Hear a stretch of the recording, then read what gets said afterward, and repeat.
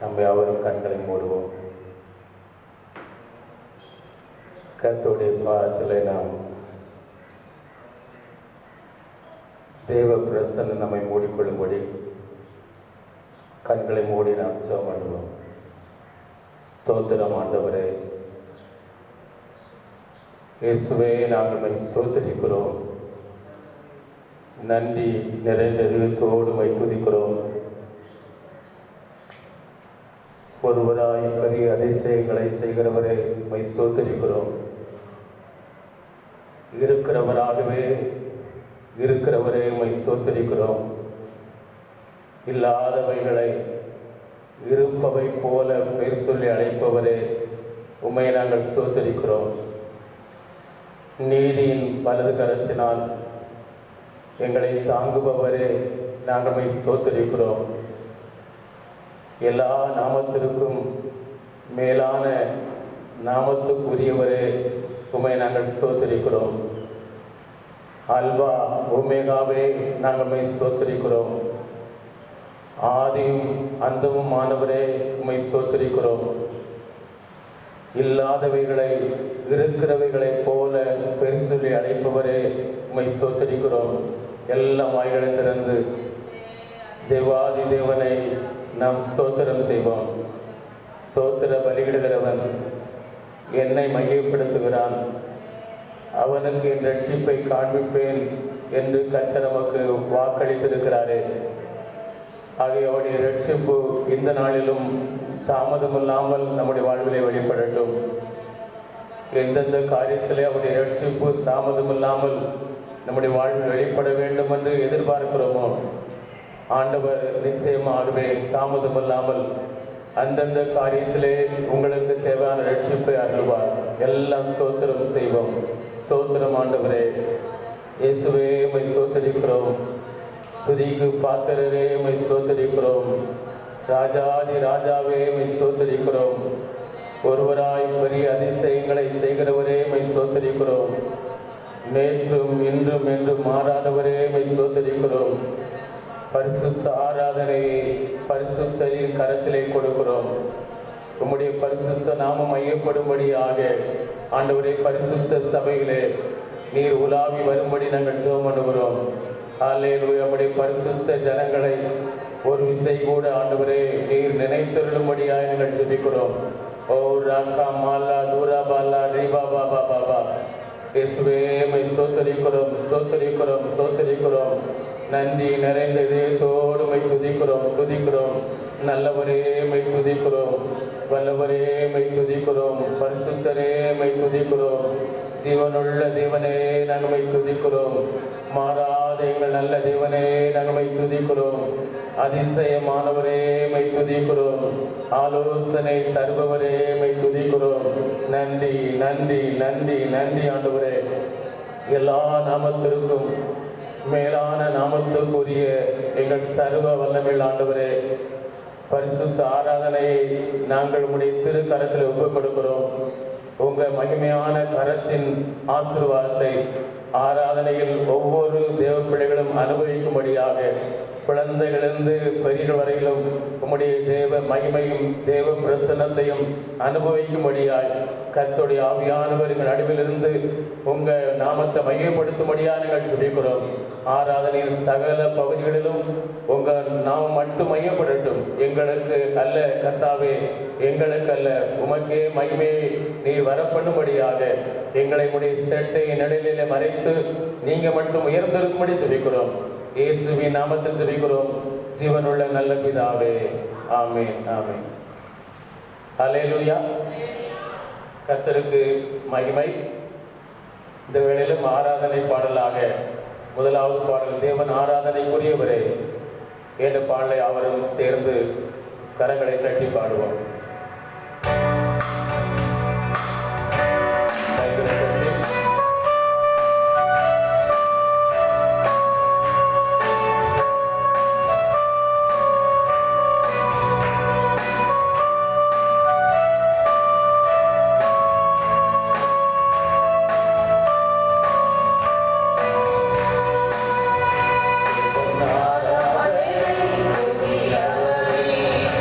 Amen.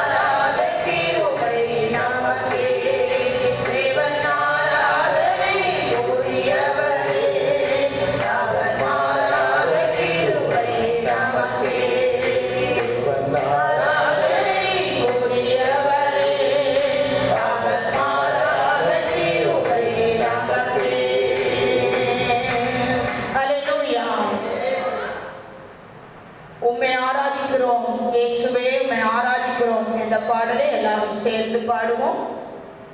உம்மை ஆராதிக்கிறோம் இயேசுவே, உம்மை ஆராதிக்கிறோம். Thank you.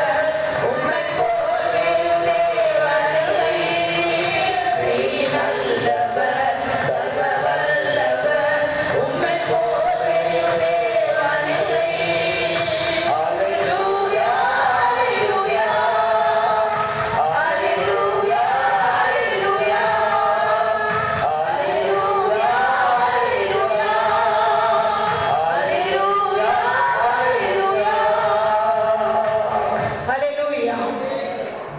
உம்மை ஆராதிக்க கூடினோம் ஆவியானவரே. இந்த பாடலை நாம் பாடுவோம். உம்மை ஆராதிக்க கூடினோம் ஆவியானவரே. முகங்களை முறைக்கும் ஆவியானவரே. எந்த முகங்கள் உங்களுக்கு விரோதமாக இருந்தாலும் நீங்கள் ஆராதிக்கும் போது கர்த்தர் இங்கே முறைத்து போடுவார். ஹalleluya. விசுவாசிக்கிறவர்கள் கைகளை உயர்த்தி கர்த்தரை மகிமைப்படுத்தும்.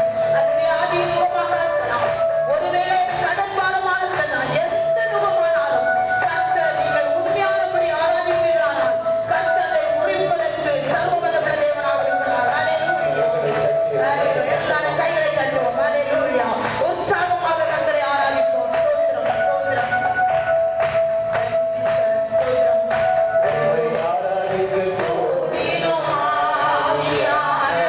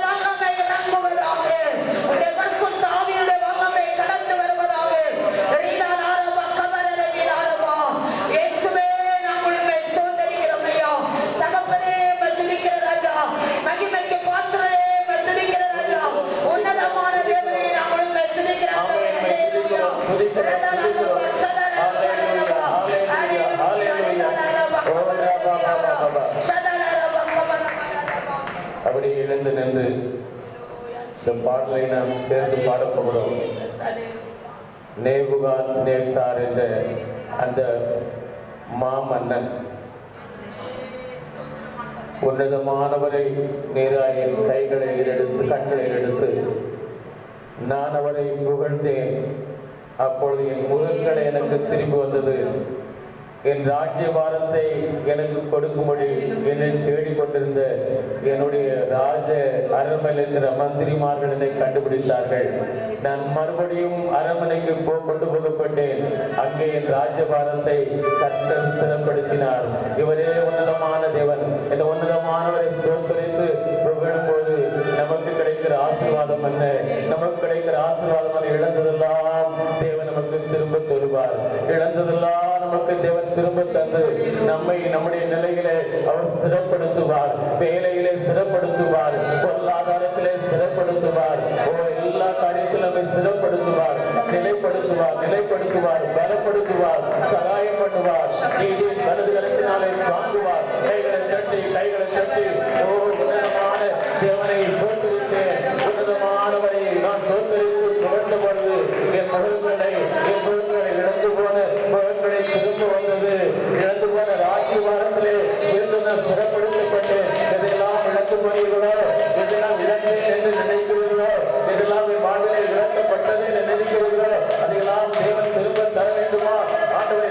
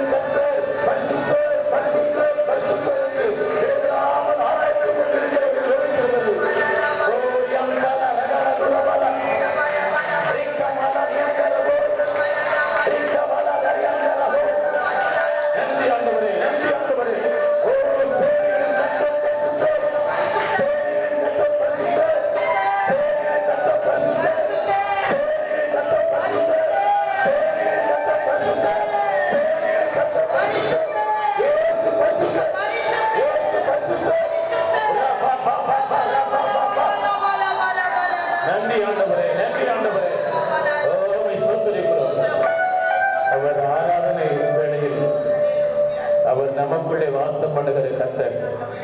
அப்படியே இந்த வண்ணமாய் கரங்களை உயர்த்தி சீனாய் மலையில் வாசம் செய்தீர், சீயோன் உச்சியிலும் கண்மலை வெடிப்பில் வாசம் செய்தீர், என்னிலே வாசம் செய்யா என்று நாம் தாழ்மையோடு ஜெபத்தோடு பாட போகிறோம். அவர்கள் வாசம் பண்ணும் போது, அசைவாடும் போது வெறுமைகள் மாறும், குறைவுகள் நீளும். Yes.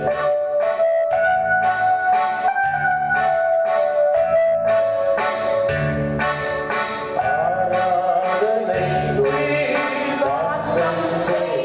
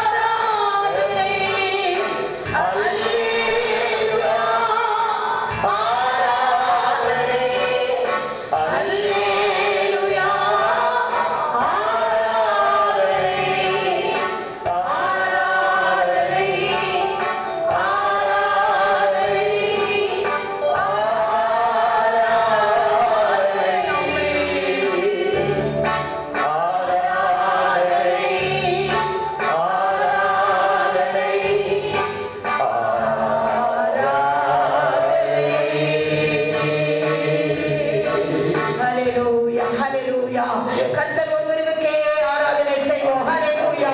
கைகளை தட்டி ஆண்டவரே உமக்கு ஒருவருக்கே என்னுடைய ஆராதனை, உமக்கு ஒருவருக்கே என்னுடைய ஆராதனை. ஆண்டவரே ஆராதனைக்குரியவர் நீர் மாத்திரம்தான், புகழுக்குரியவர் நீர் மாத்திரம்தான். ஆண்டவரே புகழ்ச்சிக்கு மாட்சிமைக்கு உரியவர் நீர் ஒருவர் தான். ஆண்டவரே உம்மை எங்கள் ஆவியினாலும் சரீரத்தினாலும் நாங்கள் ஆராதிக்கிறோம். ஆண்டவரே உம்முடைய வல்லமை ஜனங்களுக்குள்ளே புறப்பட்டு வருவதாக, உம்முடைய வல்லமை ஜனங்களுக்குள்ளே புறப்பட்டு வருவதாக.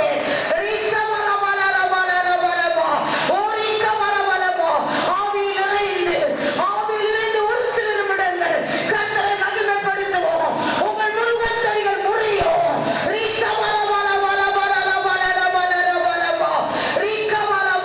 சீனாய் மலைகள் அசைவாடி மோசேக்கு தரிசனம் கொடுத்த கர்த்தர் இந்த வேளையில் நம்முடைய சபையில் அசைவாடிக் கொண்டிருக்கிறார். உண்மையானபடி கர்த்தரை தேடுவீர்களானால் கர்த்தர் உங்களுக்கு தரிசனமாவார்.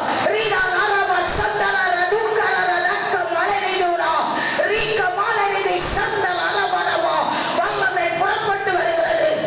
நீங்கள் அதை பெற்றுக் கொள்ளுங்கள், அதை நீங்கள் பெற்றுக் கொள்ளுங்கள்.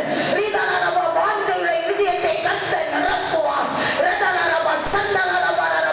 தீரான எண்ணங்களை எடுத்துக் கொடுங்கள். தீரான எண்ணங்களை, வேதனைக்குரிய எண்ணங்களை, கவலைப்படுற எண்ணங்களை விட்டு விடுங்கள். கர்த்தரை முழுவதும் ஆராதிங்கள். வல்லமை புறப்பட்டு வருகிறது. பரலோகத்தின் வல்லமை கடந்து வருகிறது.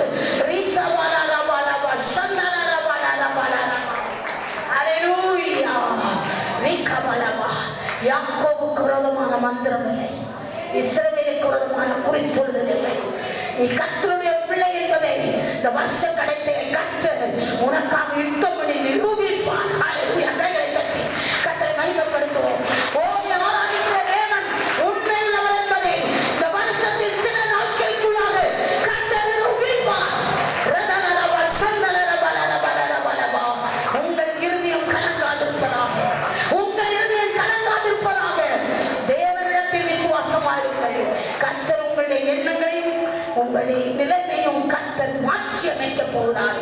காரியம் மாறுதலாய் முடியும். கலைக்கு கொண்டிருக்கிற தேவனுடைய பிள்ளையே, எஸ்தருடைய வாழ்க்கையிலே காரியம் மாறுதலாய் முடிந்தது. யூத ஜனங்களுடைய வாழ்க்கையிலே காரியம் மாறுதலாய் முடிந்தது. உங்களுடைய வாழ்க்கையில் கர்த்தரை செய்ய போகிறார்.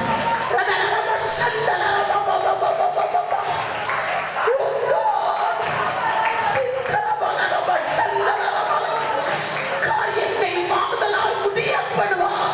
நீயோ விசுவாசம் உள்ளவராயிருங்கள், விசுவாசம் உள்ளவராயிருங்கள். உன் வீட்டில் கர்த்தர் அசைவாடுவார், உனக்குள் கர்த்தர் அசைவாடுவார். காரியம் மாறுதலால் முடியும். பயத்திற்கும் திகிலுக்கும் தூரமாவாய், பயத்திற்கும் திகிலுக்கும் தூரமாவாய். Thank you, Jesus. நிரப்படியை செய்ய போறபடினாலே ஸ்தோத்திரம். எங்கள் மகா பரிசுத்தமுள்ள நல்ல பிதாவே, ஆசீர்வதிக்கப்பட்டதான நல்ல விளைக்காக ஸ்தோத்திரம். கர்த்தர் கடைசி நாட்களில் உம்முடைய வல்லமையான வார்த்தையை எங்களுக்கு கொடுத்தபடினாலே ஸ்தோத்திரம். கலங்கி கொண்டிருக்கிற பிள்ளைகளுடைய வாழ்க்கையில இப்படி நடந்து விடுமோ, என்னுடைய வாழ்க்கை இதுவாய் மாறிவிடுமோ என்று கலக்கத்தோடு வந்திருக்கிற பிள்ளைகளுடைய வாழ்க்கையில் இல்லை, காரியம் நன்மையாக மாறும் என்று நீ வாக்கு கொடுத்திருக்கிறீர். வாக்கு சொன்னவர் மனிதன் அல்ல, கர்த்தர். அதை நிறைவேற்ற போறபடினாலே நாங்கள் ஸ்தோத்தரிக்கிறோம். எங்கள் ஆராதனையை ஆசீர்வதியும். பாடல் போதி ஆசீர்வதித்து, ஆராதனை போதி ஆசீர்வதித்து, வல்லமையான பிரசனத்தை அனுபவிக்க கர்த்தர் உதவி செய்தீர். பேசுகிற மகனை வல்லமையால் பயன்படுத்தும். பலத்தால் இடைகட்டும், பலவீனங்களை மாற்றும். மான்களின் கால்கள் போல மாற்றும். கர்த்தருடைய கருத்தில் சிறியோ பெரியோ எல்லாரும் கருத்தி கொடுக்கிறோம். பெருமையாய் நாங்கள் யாரும் செல்லக்கூடாது. நிலப்பட்டுப்பட்ட ஆசீர்வாதத்தோடு கடந்து செல்ல எங்களுக்கு உதவி செய்யும். சகல துதியான மகிமையாவின் அப்ப இயேசுவை கருத்து கொடுக்கிறோம். இயேசுவின் நாமத்தில் பிதாவே, ஆமென். அப்படி இந்த வண்ணமாக ஒரு பாடலை பாடுவோம். அதை பார்த்து கூட காணிக்கை செலுத்திவிட்டு நாம் இருக்கையில் உட்கார்ந்து கொள்ளலாம். எந்த நொடியில் கலந்தவரை பாடுவேன், தாயின் கருவில் தெரிந்து கொண்டார் பாடுவேன் என்ற பாடலை படைத்து இருக்கையில்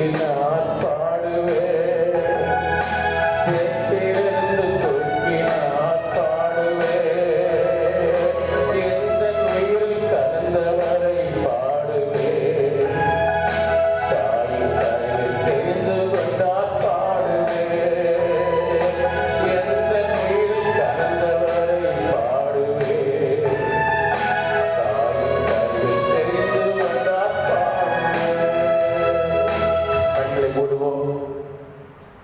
நம்மை தாயின் கருவில் தெரிந்து கொண்டவர் எங்கள் அன்புள்ள ஆண்டவரே, நீர் எங்களை தெரிந்து கொண்டதினால்தான் நாங்கள் மை தேடினோம், நாங்கள் மை தெரிந்து கொண்டோம். ஆண்டவரே, நாங்கள் உம்மால் தெரிந்து கொள்ளப்பட்ட பிள்ளைகள் என்பதை நினைக்கிறோம், நன்றி செலுத்துகிறோம். நீர் மட்டும் எங்களை தெரிந்து கொள்ளாது இருந்தால் எங்களுடைய வாழ்க்கை என்றைக்கோ முடிந்து போயிருக்கும், எங்கள் வாழ்க்கை எப்படியோ போயிருக்கும். ஆண்டவரே, எங்களில் அநேகர் காணப்படாமலே மறைந்து போயிருப்போம். ஆனால் கர்த்தருடைய கண்கள் எங்களை கண்டதற்காக உமக்கு நன்றி.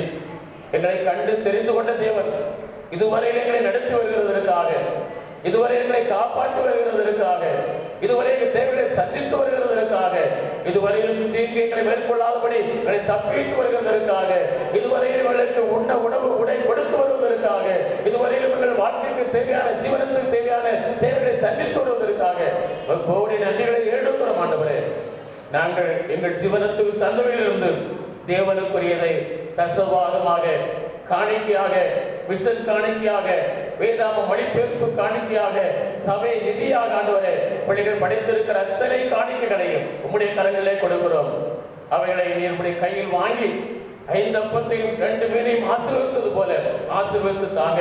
உடைய பிள்ளைகளுக்கு இடங்கொள்ளாமல் போக மட்டும் ஆசீர்வாதத்தை வர்ஷிக்க பண்ணுங்க. ஆண்டவரே, உடைய திருநாமம் மட்டும் மையப்படும்படி ஜெபிக்கிறோம். தொடர்ந்து உடைய வார்த்தைகளை கேட்க இருக்கிறோம். கர்த்தர்களோடு கூட பேசுங்க. இயேசுவின் நாமத்தில் ஜெபிக்கிறோம் ஜீவனுள்ள நல்ல பிதாவே, ஆமென். ஆமென். ஹல்லேலூயா. தேவன் நாமம் மையப்படட்டும்.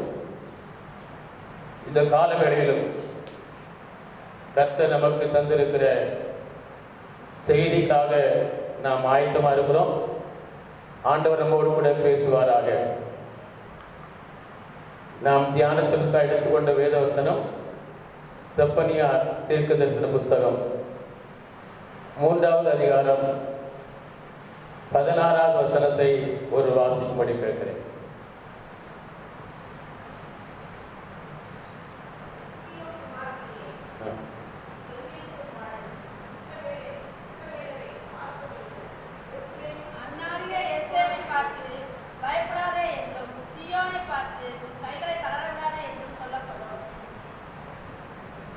கர்த்தருக்கு மகிமை உண்டாவதாக. அந்த 2 வசனமே அதோடு சம்பந்தப்பட்டதுதான். எருசலேமே, சீயோனே, நீ பயப்படாதே, உன் கைகளை தளர விடாதே. ஹல்லேலூயா. எருசலேமே, சீயோனே, பயப்படாதே. எருசலேம், சீயோன் என்பது தேவ ஜனங்களை குறிப்பதற்காக வேத புத்தகத்தில் அநேக இடத்தில் பயன்படுத்தப்பட்டிருக்கிறது.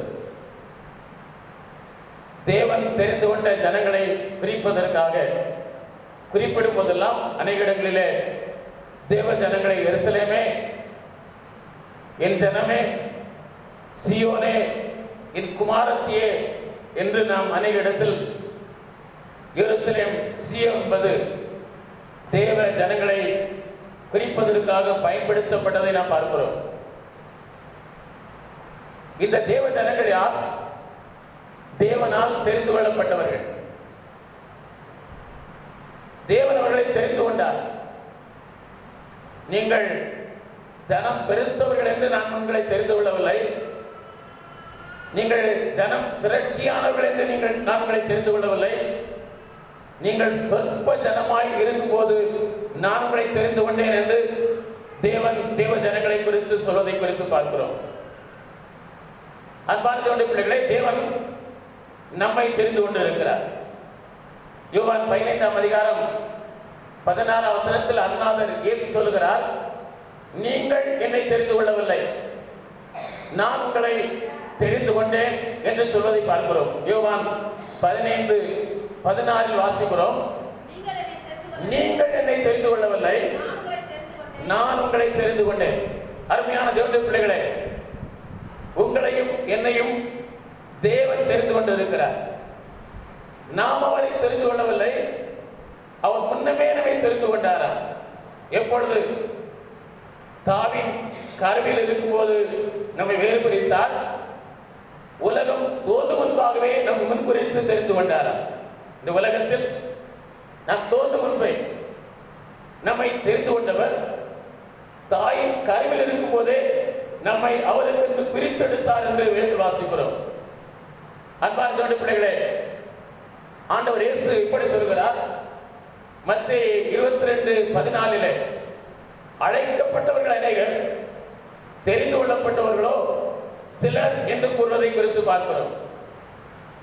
தெரிந்து கொள்ளப்பட்டவர்கள் சிலரா?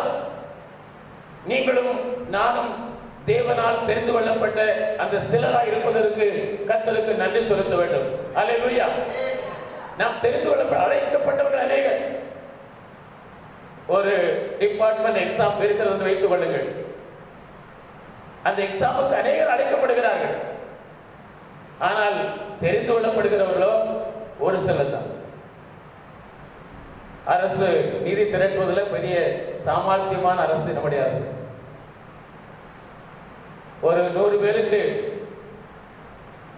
ஒரு வேலை கொடுக்கிறது என்றால் லட்சக்கணக்கான பேர்களுக்கு அவங்களுக்கு அப்ளிகேஷன் கொடுக்கிறாங்க. அப்படி விலை என்ன? 1000 ரூபாய். அந்த லட்சக்கணக்கான பேர்களுக்கும் அந்த அப்ளிகேஷன் கொடுத்து அந்த எக்ஸாம் எழுத வைத்து அதில் 100 பேருக்கு வேலை கொடுக்குறாங்க. அந்த லட்சக்கணக்கான பேரும் கொடுக்குற அந்த அப்ளிகேஷன் ரூபாய் வைத்து கணக்கு பாருங்க, எத்தனையோ கோடி வந்துடும். அந்த ரூபாய் சேமிச்சு வச்சு கொடுத்தாலே போதும், சம்பளம் கிடைச்சிடும். விவரம்லாம் நமக்கு தெரியாது பலர் நினைக்கிறாங்க. எல்லாம் வரும், நீங்களும் அறிந்துதான், நாம் அறிந்துதான். இப்படிதான் நம்முடைய நிதிகளை திரட்டுகிறார்கள். எப்படி நிதி திரட்டுவது என்பது அதுக்குனே நிதி துறை இருக்கிறது. அவர்கள் ஆலோசனை கூறுவதை முதலே செய்கிறார்கள். இதில் பாதிக்கப்படுகிறவர்கள் வறுமை கொட்டு கீழ் இருக்கிற ஏழைகள் என்பதை நான் ஒருபோதும் மறக்க முடியாது. ஆண்டவர் சொல்கிறார், அழைக்கப்பட்டவர்கள் அநேகர், ஆனால் தெரிந்து கொள்ளப்பட்டவர்கள் சிலர் என்று கூறுவதை பார்க்கிறோம். அப்போஸ்தலனாகிய யோவான் பத்மதீவில் இருக்கும்போது பரிசுத்த ஆவியானவர் கொடுத்த வெளிப்பாட்டை எழுதுகிறார். அந்த வெளிப்பாட்டின்படி ஆட்டுக்குட்டியானவராகிய இயேசுவோடு மணவாளனாகிய இயேசுவோடு கூட இருக்கிறவர்கள் யார் என்று குறிப்பிடும் போது வெளிப்படுத்தல் 17:14 சொல்லுகிறார், ஆட்டுக்குட்டியானவரோடு கூட இருக்கிறவர்கள் அழைக்கப்பட்டவர்களும் தெரிந்து கொள்ளப்பட்டவர்களும் உண்மையுள்ளவர்களுமாய் இருக்கிறார்கள் என்று அப்போஸ்தலனுக்கு யோவானுக்கு வெளிப்படுத்தப்பட்டதை பார்க்கிறோம். வெளிப்படுத்தல் 17:15 வாசிக்கிறோம். மத்தேயு 17:14 வெளிப்படுத்தல் 17:14 வாசிக்கிறோம். ஆட்டுக்குட்டியானோடு கூட இருந்தவர்கள் அழைக்கப்பட்டவர்களும் தெரிந்து கொள்ளப்பட்டவர்களும் உண்மையுள்ளவர்களுமாய் இருக்கிறார்கள் என்று வெளிப்படுத்தப்பட்ட அப்போஸ்தலன் யோவானுக்கு வெளிப்படுத்தப்பட்டதை குறித்து பார்க்கிறோம். அன்பான தேவனுடைய பிள்ளைகளே, நாம் தெரிந்து கொள்ளப்பட்டவர்களாக இருப்பது மட்டுமல்ல, ஆட்டுக்குட்டியானோடு கூட இருப்பவர்களுடைய தகுதியிலே ஒன்று சொல்லியிருக்கிறது. அழைக்கப்பட்டவர்களிலிருந்து அடுத்த நிலைக்கு அவர்கள் செல்கிறார்கள், தெரிந்து கொள்ளப்பட்டவர்களாக காணப்படுகிறார்கள். தெரிந்து கொள்ளப்பட்ட நிலையிலிருந்து நாம் ஆட்டுக்குட்டியானோடு கூட இருக்க வேண்டும் என்றால், மணவாளனோடு கூட நாம் வாழ வேண்டும் என்றால், மணவாளன் இயேசுவோடு கூட நித்தியத்திலே நாம் சேர வேண்டும் என்றால், நாம் அழைக்கப்பட்ட நிலையிலிருந்து தெரிந்து கொள்ளப்பட்ட நிலைக்கு வருகிறோம். நாம் தெரிந்து கொள்ளப்பட்டவர்களாய் இருப்பதை மட்டும் தேவன் விரும்பவில்லை, தெரிந்து கொள்ளப்பட்ட நாம் உண்மையுள்ளவர்களாய் இருக்க வேண்டும். அல்லேலூயா. நாம் எல்லாருக்கும் உண்மை இருக்க வேண்டும். அவரோடு கூட இருந்தவர்கள் அழைக்கப்பட்ட நிலையிலிருந்து அடுத்த நிலைக்கு வருகிறார்கள், தெரிந்து கொள்ளப்பட்ட நிலைக்கு வருகிறார்கள். தெரிந்து கொள்ளப்பட்ட நிலையிலிருந்து உண்மையுள்ளவர்களாய் அவர்கள் காணப்பட்டார்கள் என்று சொல்லி பார்க்கிறோம். மத்தேயு 25:21 எஜமான் தன் ஊழியக்காரனை பார்த்து சொல்கிறான், நீ கொஞ்சத்திலே உண்மையாயிருந்தால் உன்னை அநேகத்திற்கு அதிகாரியா வைப்பேன், எஜமானுடைய சந்தோஷத்துக்குள் பிரவேசி என்று அந்த உண்மையுள்ள ஊழியக்காரனுக்கு ஒரு ஆசீர்வாதத்தை கொடுக்கிறதை பார்க்கிறோம். நீ கொஞ்சத்திலே உண்மையாயிருந்தால், அந்த எஜமான் தன் ஊழியக்காரனை பார்த்து சொல்கிறான், நீ கொஞ்சத்திலே உண்மையாயிருந்தால் நான் உன்னை அநேகத்திற்கு அதிகாரியா வைப்பது மாத்திரமல்ல, நீ எஜமானுடைய சந்தோஷத்துக்குள்ளே பிரவேசி என்று அந்த ஊழியக்காரனை பார்த்து எஜமான் கூறுவதை குறித்து பார்க்கிறோம். நீதிமொழிகள் 28ஆம் அதிகாரம் 20ஆம் வசனத்தில் தேவ ஞானத்தை அளவில்லாமல் கொடுத்திருந்த சாலோமோன் மன்னன் கூறுகிறான், தேவ ஞானம் அவனை பார்க்கலும் வேறு ஒருவருக்கும் இல்லை, சாலோமோனை பார்க்கலும் சிறந்த ஞானம் ஒருவருக்கும் அவர் முன்பும் இல்லை பின்பும் பிறந்ததில்லை என்று பார்க்கிறோம். அப்படிப்பட்ட தேவ ஞானம் பெற்ற அந்த சாலோமோன் ராஜா சொல்கிறான், நீதிமொழிகள் 28ஆம் அதிகாரம் 20ஆம் வசனத்தில் உண்மையுள்ள மனுஷன் ஆசீர்வதிக்கப்படுவான், உண்மையுள்ள மனுஷன் பூரண ஆசீர்வாதத்தை பெறுவான், உண்மையுள்ள மனிதன் பரிபூரணமாய் ஆசீர்வதிக்கப்படுவான் என்பதை பார்க்கிறோம். அந்த வசனத்தை வாசிங்கள். நீதிமொழிகள் 28:20.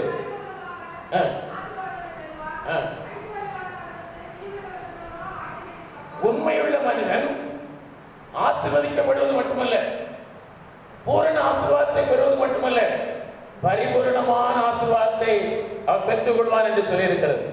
அருமையான தேவனுடைய பிள்ளைகளே, வாழ்க்கையில் ஆசீர்வாதம் வேண்டுமா? அது பூரணமான ஆசீர்வாதமா இருக்க வேண்டுமா? அது பரிபூரணமான ஆசீர்வாதமா இருக்க வேண்டுமா? தேவன் எதிர்பார்க்கிறார் உண்மையுள்ள மனிதன் அப்படிப்பட்ட ஆசீர்வாதத்தை பெற்றுக் கொள்வான் என்று. ஏசாயா தீர்க்க தரிசன புத்தகம் 38ஆம் அதிகாரம் 3-4 வசனத்தில் எசேக்கியா மன்னனை குறித்து சொல்லப்பட்டிருக்கிறது. அந்த எசேக்கியா மன்னனுக்கு தேவனுடைய வார்த்தை புறப்பட்டு வருகிறது. தேவனுடைய வார்த்தையை பெற்றுக்கொண்ட தேவ மன்னன் வந்து சொல்கிறான், ராஜாவே, உன் வீட்டு காரியத்தை ஒழுங்குபடுத்தும், நீர் மரித்து போவீர். கர்த்தருடைய வார்த்தை புறப்பட்டு வருகிறது. எசேக்கியா ராஜாவுக்கு நீ போய் சொல்லு, நீ மரித்து போவாய், ஆகவே உன் வீட்டு காரியங்களை ஒழுங்குபடுத்து என்று அந்த எசேக்கியா ராஜாவுக்கு தேவனுடைய வார்த்தையை பெற்றுக்கொண்ட தேவ மனிதன் போய் சொல்கிறான். இந்த வார்த்தையை கேட்டவுடன் அந்த எசேக்கியா ராஜா செய்தது என்ன? சுவர்புறமாய் திரும்பி கொண்டு சொல்லிவிட்டு அந்த மனிதன் வெளியே போகிறான், அரண்மனை விட்டு வெளியே போகிறான்.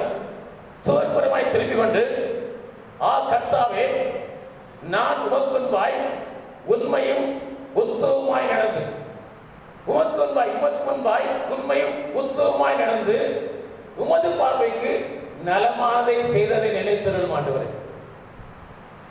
உம்முடைய பார்வைக்கு, மனிதன் பார்வைக்கெல்லாம் நாம் உத்தமமாய் நாம் எண்ணப்பட முடியாது. என்னதான் உத்தமமா இருந்தாலும், என்னதான் உண்மையா இருந்தாலும், மனிதனுடைய பார்வையிலே நம்முடைய உத்தமம், நம்முடைய உண்மை வெளிப்படவே முடியாது. அவள் பார்வைக்கு நன்மை எல்லாம் செம்மையானதை செய்தாலும் ஏதாவது ஒரு குற்றத்தை கண்டுபிடித்து அதுல பேர் வாங்கிடுவாங்க. அதாவது நாட்டுக்கோட்டை செட்டியார் அவருடைய திருமண வீடுகளில் அவங்க சீர்வரிசை வைத்திருப்பாங்க.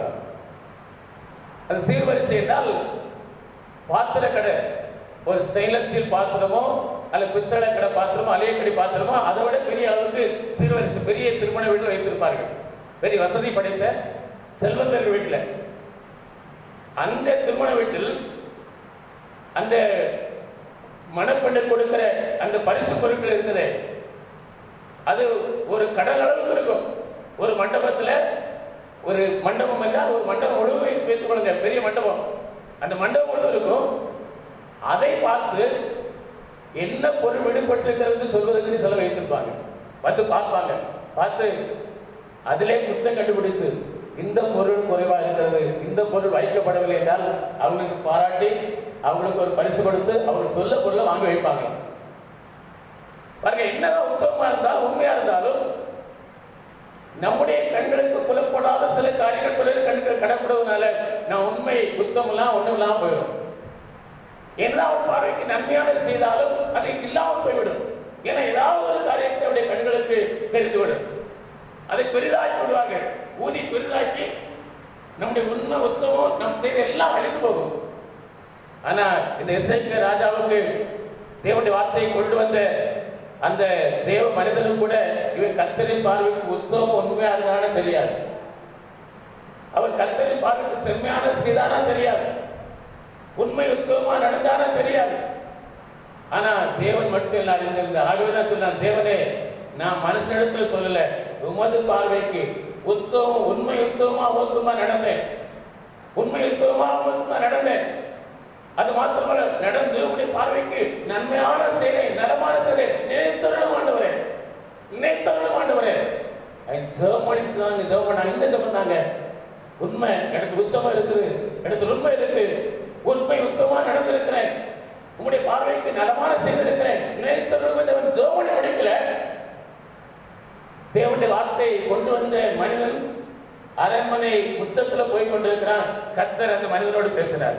நீ திருவப்பா, உன் கண்ணீரை கண்டேன், உன் விண்ணப்பத்தை கேட்டேன், உன்னுடைய வாழ்க்கையில 15 வருடத்தை கூட்டி கொடுக்கிறேன்னு கர்த்தர் சொன்னார். அல்லேலூயா. அது உண்மைக்கும் உத்தமத்துக்கு கிடைக்கிற பரிசு உண்டு. உண்மை உத்தமத்துக்கு பரிசு உண்டு. நீ உண்மை உத்தமமாய் கர்த்தரின் பார்வைக்கு உண்மை உத்தமமாய் நடந்தா அதுக்கு பலன் உண்டு. பலன் இல்லாமல் போகாது. அதுக்கு பரிசு உண்டு, அதுக்கு பதில் உண்டு, அதுக்கு பிரதிபலன் உண்டு. பிரயோஜனம் இல்லாமல் போகாது. கர்த்தரின் பார்வைக்கு செம்மையான செய்கிறவர்களா பலன் இல்லாமல் போகாதுங்க. நான் கர்த்தர் பார்வைக்கு செம்மையான செய்து கொண்டிருக்கிறேன், உண்மையாய் கர்த்தருக்கு முன்பாய் நடந்து கொண்டிருக்கிறேன் என்று சொல்லுகிற தேவனுடைய பிள்ளையே, உனக்கு பலன் இல்லாமல் போகாது. பலன் கர்த்தரால் உனக்கு வரும், பிரதிபலன் கர்த்தரால் உனக்கு வரும். கர்த்தருக்கு பலனை தருவார். உன்னுடைய பிரயாசம் வீணாய் போவதில்லை. உன் பிரயாசத்துக்கு பலனை கர்த்தர் நிச்சயமாய் தருவார். ஜெபம் பண்ணினான். அவன் முத்தத்திலே அந்த தேவனுடைய வார்த்தையை கொண்டு வந்து அந்த மனிதன் அரண்மனை முத்தத்துக்கு போகும்போது கர்த்தருடைய வார்த்தை திரும்ப வரப்பட்டு வந்தது. நீ போய் அவனுக்கு சந்தி, விண்ணப்பத்தை கேட்டேன், உன் ஜெபத்தை கண்ணீரை கண்ட விண்ணப்பத்தை கேட்டேன். அல்லேலூயா. அன்பார்ந்த பிள்ளைகளே, கர்த்தர் உத்தமம் உண்மையும் உத்தமமாக நடக்கிற பிள்ளைகளே, அவர் பார்வைக்கு நலமான செய்கிற பிள்ளைகளுடைய ஜெபத்துக்கு அடுத்த வினாடி படி தருகிற தேவனாக இருக்கிறார். அல்லேலூயா. ஏன் பதில் எனக்கு வரவில்லை? ஏன் கர்த்தர் பதிலுக்கு பதிலே கொடுக்கவில்லை? ஒருவேளை அவருடைய வேலை ஒன்று இருக்கும், ஆனால் சில வேளையில நம்முடைய காரியத்தில் நாம் குறைவில்லாமலா இருப்போம். அந்த காரியத்தில் உண்மையும் உத்தமமாய் இருந்து நாம் கர்த்தரின் பார்வைக்கு நலமான செய்திருந்தா அடுத்த வினாடி நம்முடைய ஜெபத்துக்கு தேவன் நிச்சயமாய் பதில் கொடுப்பார். அதை மறந்து விட வேண்டாம். பாருங்கள், உண்மையை கர்த்தர் எதிர்பார்க்கிறார், உத்தமத்தை எதிர்பார்க்கிறார். கர்த்தரின் பார்வைக்கு நலமானதை செய்யும்படி கர்த்தர் எதிர்பார்க்கிறார். ஆட்டுக்குட்டியானோடு காணப்பட வேண்டும் என்றால் நான் தெரிந்து கொள்ளப்பட்டிருக்கிறேன் என்பது மட்டும் போதாது, நாம் உண்மையுள்ளவர்களாக இருக்க வேண்டும். அல்லேலூயா. கர்த்தருக்கு உத்தமும் உண்மை காணப்பட வேண்டும். அவர் பார்வைக்கு நலமானதை செய்ய வேண்டும். தேவன் எதற்காக நம்மை தெரிந்து கொண்டார்? இஸ்ரவேல் ஜனங்களை நான் ஜனம் பெருத்த ஜனம் என்று நான் உங்களை தெரிந்து கொள்ளவில்லை, நீங்கள் பெருத்த ஜாதி என்று தொடர்ச்சியான ஜனங்கள் என்று உங்களை தெரிந்து கொள்ளவில்லை, நீங்கள் கொஞ்சம் ஜனமாக இருந்தீர்கள், நான் உங்களை தெரிந்து கொள்ளும் போது சொன்னார். எதற்காக தேவன் தெரிந்து கொண்டாரா? அன்பார்ந்த பிள்ளைகளே, தேவனால் தெரிந்து கொள்ளப்பட்ட எருசலேமே, தெரிந்து கொள்ளப்பட்ட சீயோனே, தெரிந்து கொள்ளப்பட்ட எருசலேமே, பயப்படாதே, ஒரு கைகளை தளர விடாதே என்று கர்த்தர் சொல்கிறார். எதற்காய் தேவன் உங்களையும் என்னையும் தெரிந்து கொண்டார்? மார்க்கு 3ஆம் அதிகாரம் 3:13-14 வாசிக்கும் போது இயேசு தமக்கு சித்தமானவர்களை தம்மிடத்தில் வரவழைத்தாராம். தமக்கு சித்தமானவர்கள் அழைத்து அவர்களிலே 12 பேரை தெரிந்தெடுத்தாராம். தமக்கு சித்தமானவர்கள் எல்லாம் அவரிடத்தில் வந்தார்கள். அல்ல 12 பேரை தெரிந்தெடுத்து அந்த 12 பேரும் அவரோடு இருப்பதற்காக அவர் தெரிந்து கொண்டார் என்று பார்க்கிறோம். அவரோடு இருப்பவர் பிரசங்கம் பண்ணவர் தெரிந்து கொண்டார் என்று வாசிக்கிறோம். அந்த மார்க்கு 3ஆம் அதிகாரம் 13-14 வசனத்தை வாசியுங்கள். தமக்கு சித்தமானவர்களை தம்மிடத்தில் வரவழைத்து அவரிடத்தில் போனார்கள். அவர் 12 பேரை தெரிந்து கொண்டு அவர்கள் தம்மோடு இருக்கவும் பிரசங்கம் பண்ணும்படியாக அவர்களை தெரிந்து கொண்டார் என்று பார்க்கிறோம். தேவன் உங்களையும் என்னையும் தெரிந்து கொண்ட காரணம் என்ன? நீங்கள் என்னை தெரிந்து கொள்ளவில்லை, நான் உங்களை தெரிந்து கொண்டேன் என்று சொல்கிறாரே. தேவன் உங்களையும் என்னை தெரிந்து கொண்ட காரணம் என்ன? நாம் அவரோடு இருக்க வேண்டும் என்பது. அல்லேலூயா. நாம் தேவனோடு இருக்க வேண்டும், நாம் தேவனோடு நடக்க வேண்டும், நம் தேவனுடைய கையை பிடித்துக் கொண்டிருக்க வேண்டும், தேவனை விட்டு விலகக்கூடாது, தேவனோடு இருக்க வேண்டும் என்பதற்காக தேவன் உங்களையும் என்னையும் தெரிந்து கொண்டார் என்று பார்க்கிறோம். 2 நாளாகவும் 15ஆம் அதிகாரம் 2ஆம் வசனத்தில் அசரியா என்கிற தேவ மனிதன் மேல் கர்த்தருடைய ஆவியானவர் இறங்கி வரும்போது அந்த ஆவியானவருக்கு வார்த்தை கொடுக்கிறார். அந்த வார்த்தையை கொடுத்து நீ போ, வீதாவின் ராஜாவை பார்த்து, வீத மனுஷரை பார்த்து சொல்ல என்று அனுப்புகிறார். அவன் போய் வீத மனுஷனுக்கும் ராஜாவுக்கும் வீத மனுஷனுக்கும் சொல்லுகிற செய்தி சொல்லப்படுகிறது. இந்த செய்தி என்ன? வாசியுங்கள். போய் யூதா பென்யமீன் கோத்திரத்தாரே, கேளுங்கள், நீங்கள் கர்த்தரோடு இருந்தால் அவர் உங்களோடு கூட இருப்பார். அல்லேலூயா. நாம் கர்த்தரோடு இருப்பதற்காக கர்த்தர் தெரிந்தெடுத்திருக்கிறார். நாம் கர்த்தரோடு இருக்கிறோமா? அதான் கேள்வி. நாம் கர்த்தரோடு இருக்கிறோமா? தேவன் தெரிந்து கொண்ட நோக்கம் என்ன? கர்த்தரோடு இருப்பதற்காக, நாம் அவருக்கு பிரசங்கம் பண்ணுவதற்காக, நாம் அவருடைய சுவிசேஷ வேலையை செய்வதற்காக, அவருடைய திருப்பணியை செய்வதற்காக, ஆராதிப்பதற்கு மட்டுமல்ல, நாம் கர்த்தருடைய சத்தியத்தை கேட்பதற்கு மட்டுமல்ல, கர்த்தருக்கு வளர்வதற்கு மட்டுமல்ல, கிறிஸ்துவுக்குள்ளாக நாம் காணப்படுவதற்கு மட்டுமல்ல. அன்பார்ந்த பிள்ளைகளே, அவரோடு கூட இருக்க வேண்டும், பிரசங்கம் பண்ண வேண்டும். அப்போஸ்தலனாகிய பவுல் சொல்கிறார், நான் சுவிசேஷத்தை பிரசங்கித்து வந்து மேன்மை பாராட்டுவதற்கு எனக்கு ஒன்றுமே இல்லை. ஏனென்றால் சுவிசேஷம் அறிவிப்பது என் கடமை. எல்லா கடமைகளைப் போல இந்த சுவிசேஷ ஊழியத்திற்கு நான் அழைக்கப்பட்டாலும் அழைக்கப்படாவிட்டாலும் சுவிசேஷ ஊழியம் செய்ய வேண்டிய என்னுடைய கடமை. இயேசுவை குறித்து பிரசங்கிக்க வேண்டியது என்னுடைய கடமை. இயேசு கொடுக்கிற ரட்சிப்பை குறித்து சொல்ல வேண்டியது என்னுடைய கடமை. இயேசு கொடுக்கிற பாவ மன்னிப்பை குறித்து சொல்ல வேண்டியது என்னுடைய கடமை. இயேசு கொடுக்கிற நித்திய வாழ்வை குறித்து சொல்ல வேண்டியது என்னுடைய கடமை. இயேசு கொடுக்கிற பரிசுத்த வாழ்க்கையை குறித்து சொல்ல வேண்டியது என்னுடைய கடமை. அது என்னுடைய கடமை. எத்தனையோ கடமை இருக்கிறது. அதுபோல என்னுடைய கடமை என்று சொல்கிறார். அன்பார்ந்த பிள்ளைகளே, உங்களுக்கும் எனக்கு ஒரு கடமை இருக்கிறது. இயேசுவை நாம் பிரசங்கிக்க வேண்டும். அல்லேலூயா. இயேசுவை நாம் மற்றவர்களுக்கு சொல்ல வேண்டும். எப்படி நம்முடைய ஆத்மாவை ஆண்டவர் ரட்சித்தாரோ, எப்படி நம்முடைய ஆத்மா ஆண்டவருக்கு கையில் ஒப்பு கொடுக்கப்பட்டதோ, எப்படி நாம் கர்த்தரோடு நடக்கிறோமோ வாழ்கிறோமோ, அதே போல இன்னும் வலதைக்கும் இடதைக்கும் வித்தியாசம் கோடிக்கணக்கான மக்கள் இருக்கிற இந்த தேசப்பட்ட உலகம் முழுவதும் நாம் இயேசுவை பிரசங்கிப்பதற்காக கர்த்தர் வைத்து எடுத்திருக்கிறார். அல்லேலூயா. முக்கியமான காரியம் அதுவல்ல, நாம் தேவரோடு இருக்க வேண்டும் என்பது. அவரோடு கூட இருக்கிறோம். அவர் நம்மளோடு இருந்தால் அவர் நம்மோடு கூட இருப்பார். நாம் அவரோடு கூட இருக்கிறோம் என்பதற்கு அடையாளம் என்ன? அடையாளம் இருக்கணும். நாம் அவரோடு கூட இருப்பதற்கு அடையாளம் என்ன? நான் சொன்னா கர்த்தரோடு இருக்கிறேன், ஆனா அதுக்கு அடையாளம் இருக்கிறது. கர்த்தரோடு இருக்கிறவர்களுக்கு அடையாளம் இருக்கிறது. அது என்ன? அது இயேசுதான் நமக்கு மாதிரி. யோவான் 8ஆம் அதிகாரம் 29 வசனத்தில் வாசிக்கிறோம். அந்த வசனத்தை வாசிக்க, எப்போதும் நாம் தேவனுக்கு பிரியமானதை செய்கிறபடியால் நான் தனியே இருப்பதில்லை, பிதா என்னோடு கூட இருக்கிறார். அந்த வசனத்தை வாசிங்க. யோவான் 8:29, என்னை அனுப்பினவர் என்னோடு கூட இருக்கிறார், நான் அவருக்கு பிரியமானதை எப்போதும் செய்கிறபடியால் அவர் என்னோடு கூட இருக்கிறார், நான் தனியே இருக்கவில்லை. அப்படியானால் நாம் கர்த்தரோடு இருப்பதற்கு கர்த்தர் தெரிந்தெடுத்திருக்கிறார். கர்த்தரோடு இருக்கிறோம் என்பதற்கு அடையாளம் என்ன? நாம் கர்த்தருக்கு பிரியமான செய்வதுதான் கர்த்தரோடு இருப்பதற்கு அடையாளம். அல்லேலூயா. கர்த்தருக்கு பிரியமானது செய்யணும். கர்த்தரின் பார்வைக்கு செம்மையானது செய்யணும். நமக்கு பிரியமானதல்ல. அப்போஸ்தலன் பவுல் சொல்கிறார், நான் இன்னும் மனிதனை பிரியப்படுத்துகிறவனா இருந்தால், இன்னும் என்னை பிரியப்படுத்துகிறவனா இருந்தால், நான் கிறிஸ்தவன் அல்லவே, நான் ரட்சிக்கப்பட்டவன் அல்லவே, நான் இன்னும் அபிஷேகம் பண்ணப்பட்டவன் அல்லவே. நான் மனிதனை பிரியப்படுத்துகிறானோ, என்னை பிரியப்படுத்துகிறானோ நான் காணப்பட்டால் நான் தேவ மனிதன் அல்ல, நான் விசுவாசி அல்ல, நான் பரிசுத்தவான் அல்ல, நான் ரட்சிக்கப்பட்டவன் அல்ல. நான் மனிதனையா தேவனையை யாரை நாடி பிரசங்கிக்கிறேன்? நான் தேவனையே நாடி பிரசங்கிக்கிறேன். தேவனையே நான் பிரியப்படுத்த பார்க்கிறேன் என்று சொல்கிறார். அன்பார்ந்த பிள்ளைகளே, நாம் நம்மை பிரியப்படுத்துவதற்காக தேவன் நம்மை தெரிந்து கொள்ளவில்லை. நாம் மற்றவர்களை பிரியப்படுத்துவதற்காக தேவனை தெரிந்து கொள்ளவில்லை.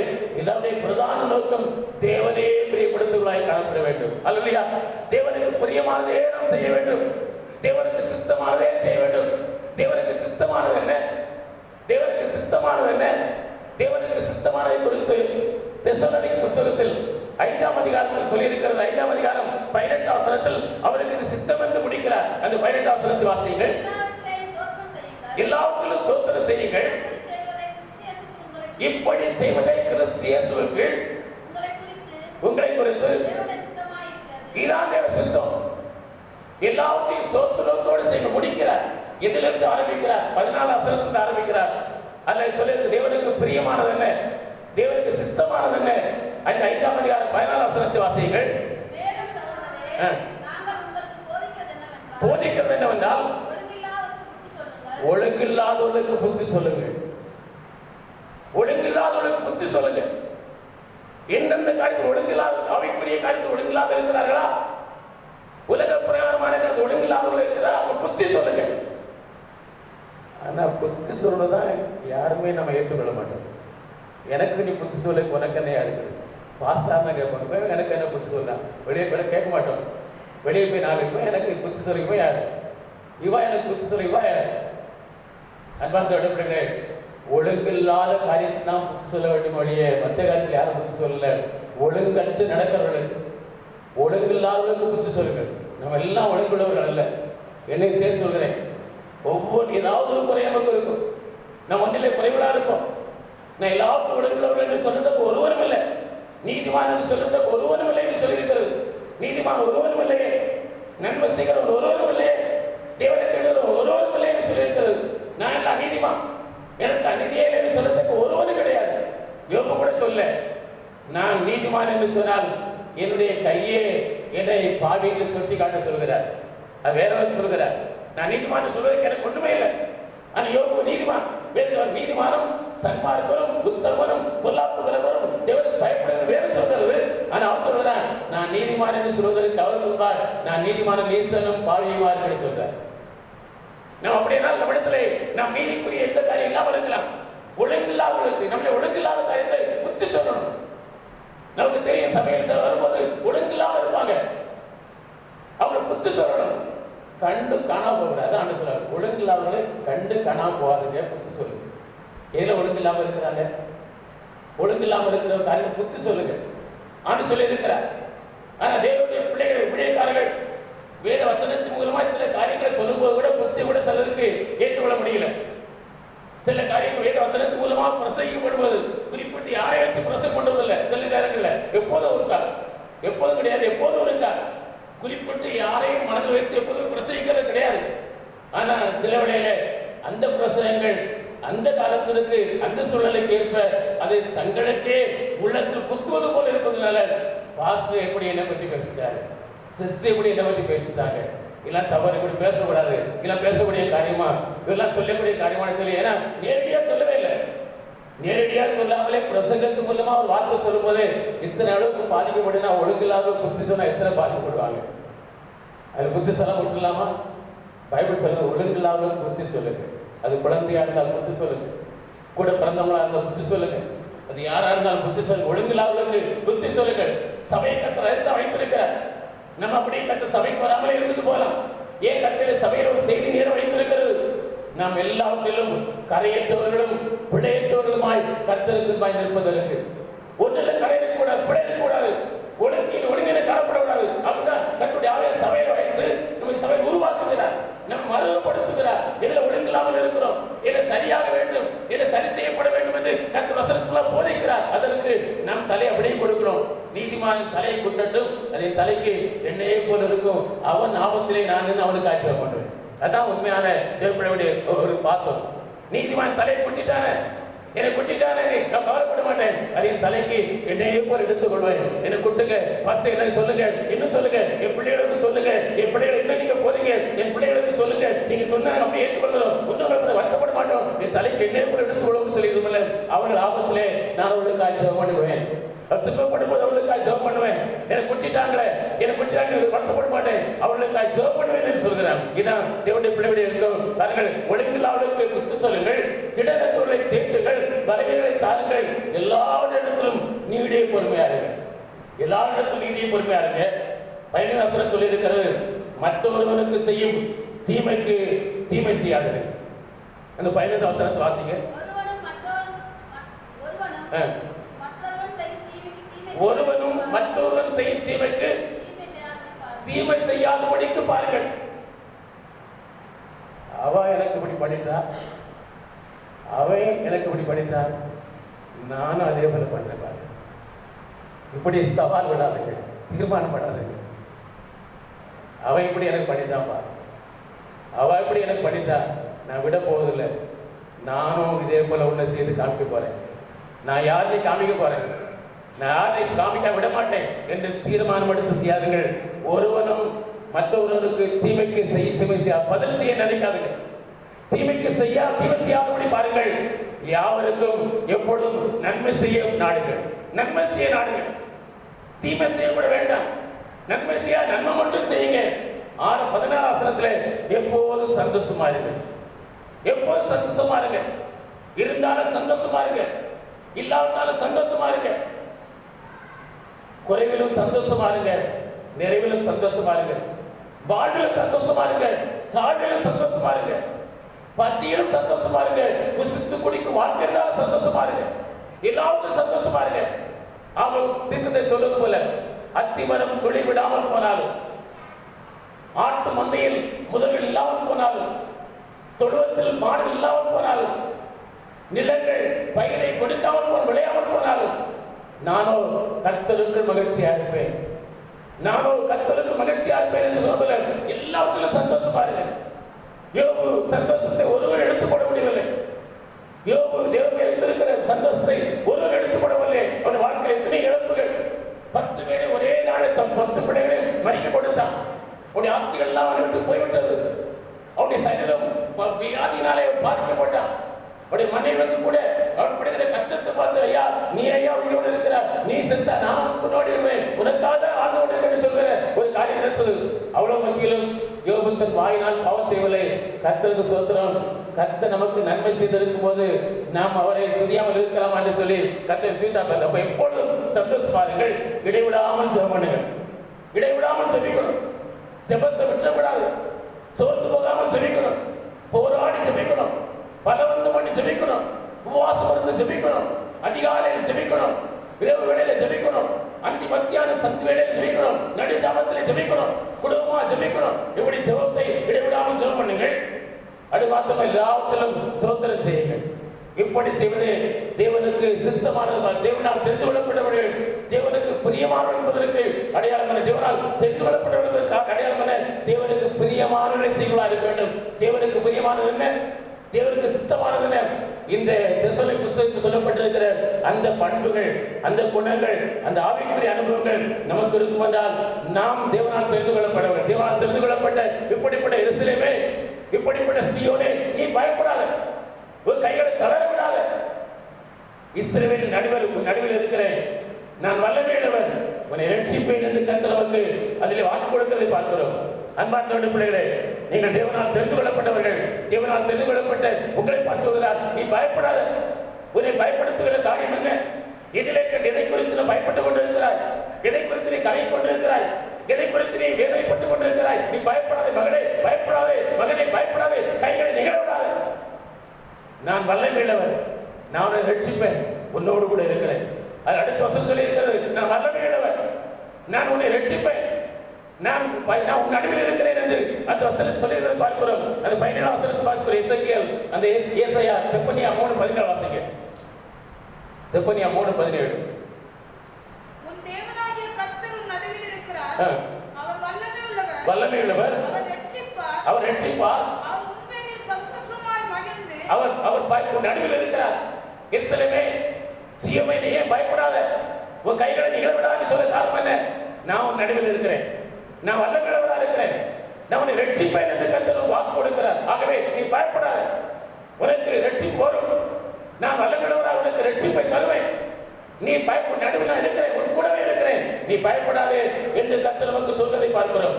அன்பார்ந்த பிள்ளைகளே, எஸ்றா 4ஆம் அதிகாரம் 4ஆம் வசனத்திலே தேவனால் தெரிந்து கொள்ளப்பட்ட யூத பென்யமீன் ஜனங்களுக்கு சத்துருவானவர்கள் யூத ஜனத்தின் கைகளை தளரப்படும்படிக்கு அவரை சங்கடப்படுத்தினார்களாம். ஏனால் யூத ஜனங்கள், தேவனுடைய ஜனங்கள், அவர்கள் ஒரு காரியத்தை ஆலோசனை பண்ணி அதை நிறைவேற்றுவதற்காக காரியங்களை செயல்படுத்திக் கொண்டிருக்கிறார்கள்.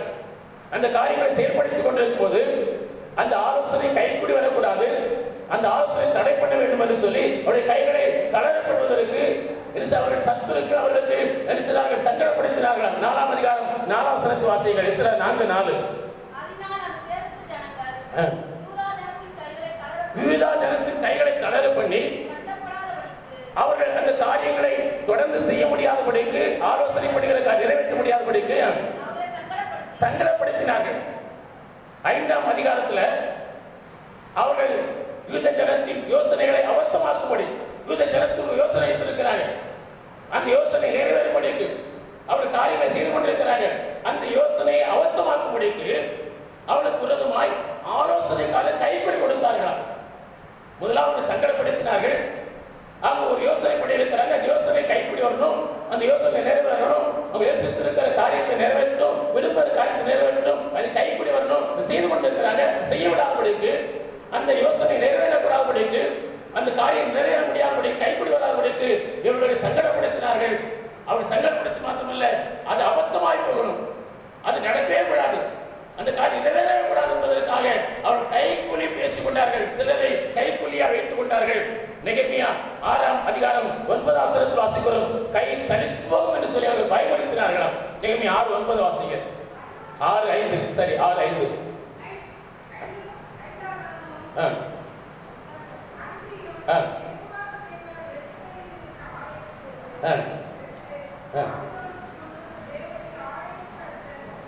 நெகேமியா 6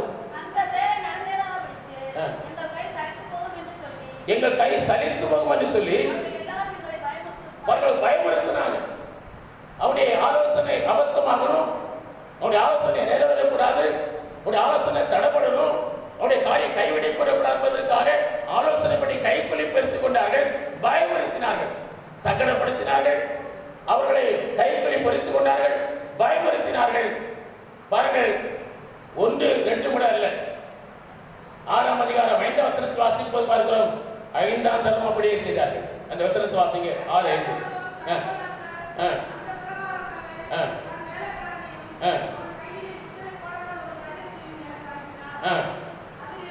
5ஆம் தரம், ஒரு தடவை 2 தடவை அல்ல. அவருடைய யோசனைகள் அபத்தமாகணும், அது கைக்குடி வரக்கூடாது, அது தடைப்படணும். சங்கடப்படுத்தினார்கள், பயமுறுத்தினார்கள், கைக்குலி பொறுத்துக் கொண்டார்கள். 5ஆம் தரம் அப்படி செய்தார்கள். பாருங்கள் அன்பான தேவனுடைய பிள்ளைகளே, ஆனால் தேவ ஜனங்கள் செய்த காரியம் என்ன? நெகேமியா 6:9 வாசிக்கிறோம். அவர்கள் செய்த காரியம், தேவரீர் எங்கள் கைகளை திடப்படுத்தினோம் என்று தேவனை நோக்கி விண்ணப்பம் பண்ணினார்கள். 6ஆம் அதிகாரம் 9ஆம் வசனத்தை வாசிங்கள். சலித்து போகும் என்று சொல்லி பயமுறுத்தினார்கள். ஆதலால் தேவனே எங்கள் கைகளை திடப்படுத்தினோம் என்று ஜெபம் பண்ணினார்கள். அல்லேலூயா. என் கைகளை நிகழவிடக்கூடாது ஆண்டவரே, என் கை சலித்து போகக்கூடாது, என் கை சலித்து போக வேண்டும், எங்கள் யோசனைகள் அபத்தமாக வேண்டும், எங்கள் யோசனையை கைக்குடி வரக்கூடாது என்பதற்காக அவர்கள் எங்களை சங்கடப்படுத்துகிறார்கள், கைக்குலி பொருத்திக் கொண்டிருக்கிறார்கள். ஆண்டவரே எங்களுக்கு விரோதமாக அவர்கள் பயமுறுத்துகிறார்கள். ஆனால் தேவனே நீர் எங்களை கைவிடாததும் எங்கள் கைகளை திடைப்படுத்தும் என்று விண்ணப்பம் பண்ணினார்களாம், ஜெபம் பண்ணினார்களாம். அன்பான பிள்ளைகளே, தேவன் விண்ணப்பத்தை கேட்கிறவர், ஜெபத்தை கேட்கிறவர். நாம் அன்பான பிள்ளைகளே, உங்களை காரியங்கள் கைக்கூடி வரக்கூடாதபடிக்கு, உங்கள் காரியங்கள் அபத்தமாய் போகும்படிக்கு தடைகளை உண்டுபடுகிற சத்துருக்கள் சடைகளை உண்டுபடுகிறார்களா? உங்களை சங்கடப்படுத்துகிறார்களா? உங்களை பயப்படுத்துகிறார்களா? ஐயோ, காரியங்கள் கைக்கூடி வராதபடிக்கு இவர்கள் தானே காரணமாக இருக்கிறார்கள், என் காரியங்கள் அபத்தமாய் போவதற்கு இவர்கள் தானே காரணமாக இருக்கிறார்கள், இவர்கள் தானே இந்த சங்கடத்தை கொடுக்கிறார்கள், இவர்கள் தானே காரணமாக இருக்கிறார்கள், இவர்கள் தானே பயப்படுத்துகிறார்கள் சொல்லி யாரை குறித்து நீங்கள் கவலைப்படுகிறீர்களோ நீங்கள் அதை விட்டுவிட்டு அவைகளை தேவனுக்கு சொல்லுங்கள், தேவனிடத்தில் சொல்லுங்க. சோர்ந்து போகாதீங்க, பதறிடாதீங்க, பயப்பட்டுடாதீங்க. நீங்கள் தேவனிடத்திலே சொல்லும் போது தேவன் உங்களுக்கு ஆயத்தம் பண்ணுவார். அல்லேலூயா. தேவன் உங்களுக்கு ஜெபத்து பந்து தருவார். 2 நாளாகும் 15ஆம் அதிகாரம் 7ஆம் வசனத்தில் அந்த அசரியாவின் மேல் இறங்கின ஆவியானவர் ஜனங்களுக்கு சொன்ன ஒரு செய்தி என்ன? நீங்களோ உங்கள் கைகளை நிகழவிடாமல் திடன்படுங்கள், உங்கள் கிரியைகளுக்கு பலன் உண்டு என்று கர்த்தர் சொல்கிறார் என்று சொல்லி அவர் தைரியப்படுத்தினார்கள். அந்த வசனத்தை வாசிங்க. 2 நாளாகும் 15:7 வாசிங்க. உங்கள் கைகளை நிகழவிடாமல் தளர விடாமல் திடன் கொள்ளுங்கள், உங்கள் கிரியைகளுக்கு நிச்சயமாய் பலன் உண்டு. நீ தளர்ந்து போகாத, நீ சோர்ந்து போயிடாத, நீ பதறி போயிடாத, நீ பயந்து போய்விடாத, நீ கலைப்பட பதிலாக நீ கர்த்தருக்கு முன்பாக நீ பலன் உண்டு என்ற நிச்சயத்தோடு கைகளை நிகழவிடாமல் இரு. தேவ எருசலேமே, சீயோன் குமாரத்தியே, எருசலேமே, என் ஜனமே, நீ பதறாத, நீ கலங்காத, கை நிகழவிடாத, நீ சோர்ந்து போகாத. கர்த்தரும் கிரியைகளுக்கு பலனை வைத்திருக்கிறார். உன் ஜெபம் வீணாய் கேட்கப்படும், உன் ஜெபத்துக்கு பதில் வரும். எப்படி எசேக்கியாவின் ஜெபத்துக்கு பதில் கொடுத்தாரோ அதே தேவன் இன்றைக்கு உயிரோடு இருக்கிறார். ஜெபத்துக்கு பதில் வரும், உன் கர்த்தர் உனக்கு பலனை தருவார். எஸ்றா 6ஆம் அதிகாரம் 6ஆம் வசனத்திலே அந்த பலன் வந்தது. இவர்கள் ஜெபம் பண்ணினார்கள், கர்த்தர் பலனை கொடுத்து வந்தார். சத்துருவுக்கு எதிராக தரியு ராஜா ஒரு உறுதியான கட்டளை பிறப்பித்தார். யார் அந்த காரியங்கள் அபத்தமாகும்படி அவர்கள் பிரயாசப்படுத்தார்களோ, அது தடைபடினார்களோ, அவளை பயப்படுத்தினார்களோ, அவளை சங்கடப்படுத்தினார்களோ, அவளுக்கு விரோதமாய் தருகிறாத ஒரு கட்டளை பிறப்பித்தான். அந்த கட்டளை என்னவென்று சொன்னால், உங்கள் வகையராக்கள் எல்லாம் அவளை விட்டு விலகி போங்கள். எஸ்ரா 6ஆம் அதிகாரம் 6ஆம் வசனத்தில் வாசிக்கிறோம். அந்த வசனத்தை வாசிங்க. ராஜாவின் கட்டளை பிறந்தது. ராஜா சொன்னா, உங்கள் வகையாராக்கள் இனி அவங்களுக்கு சங்கடப்படுத்த கூடாது. இந்த ஆலோசனை அபத்தமாகும்படி எதையுமே நீங்க தடை பண்ணக்கூடாது. நீங்க அவர்களுக்கு விலகி போயிருக்க சொல்லி ராஜாவின் கட்டளை பிறந்தது என்று வாசிக்கிறோம். அந்த வசனத்தை வாசிங்க. 6:6.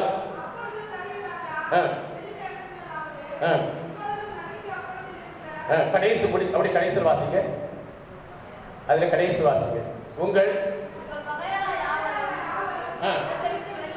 அவ்விடத்தை விட்டு அவர்களுக்கு விலகி இருக்க. அன்பான தேவனுடைய பிள்ளைகளே, நீங்கள் கர்த்தருக்கு முன்பாக உண்மை உத்தமமா இருந்தார், அவர் பார்வைக்கு செம்மையானது செய்தார், கர்த்தரோடு இருந்தார், அந்த ராஜாதி ராஜா உங்களுக்கு அவர் கட்டளை பரப்புவார், சத்துருக்களுக்கு அந்த கட்டளை அனுப்புவார். அந்த கட்டளை என்ன? அவளை விட்டு விலகி போயிருக்கு. அவளை விட்டு விலகி போயிருக்கு. அவளுக்கு தடை பண்ணாத, யோசனையை அபத்தமாக்கக்கூடிய காரியங்களை செய்யாத, அவளை சங்கடப்படுத்தாத, அவளை பயப்படுத்தாத என்று சொல்லி ராஜாவின் கட்டளை அவர்களுக்கு பிறக்கும். அவர்களை விட்டு விலகி போவார்கள். அல்லேலூயா. உங்கள் காரியங்கள் கைப்பிடி வரும். உங்கள் காரியங்களை கர்த்தர் கைப்பிடி வர பண்ணுவார். கர்த்தர் காரியங்களை கைப்பிடி வர பண்ணுவார். அன்பார்ந்த பிள்ளைகளே, அப்படியே நடந்தது சொல்லி பார்க்கிறோம். கர்த்தர் காரியங்களை கைப்பிடி வர பண்ணினார். எஸ்ரா 7ஆம் அதிகாரம் 14ஆம் வசனம் வாசிக்கிறோம். தேவ ஜனங்களுக்கு காரியங்கள் கைப்பிடி வந்தது என்று வாசிக்கிறோம். அந்த வசனத்தை வாசியுங்கள்.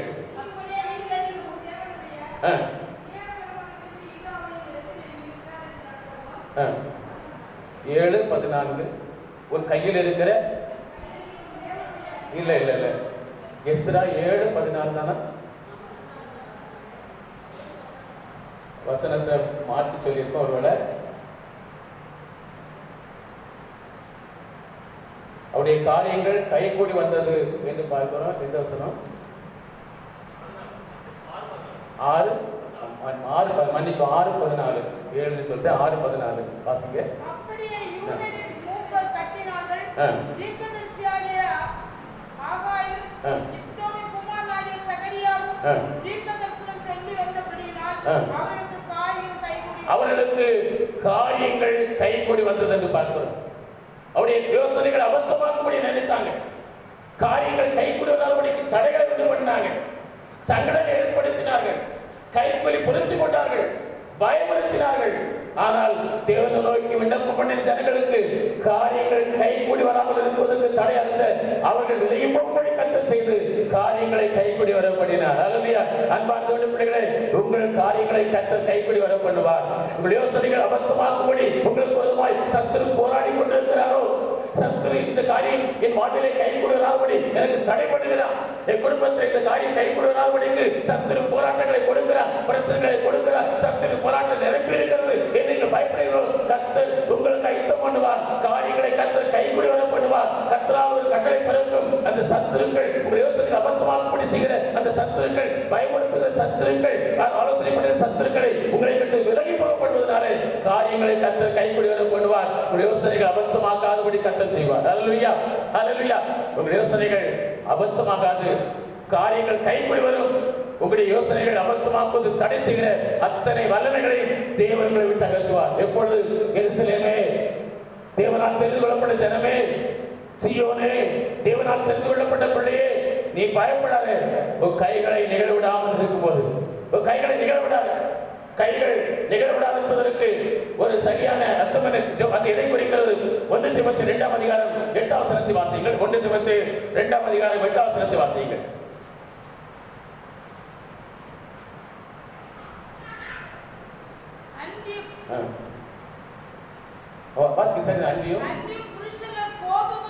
அன்பியும் புருஷர்களே கோபமும் தர்க்கமும் இல்லாமல்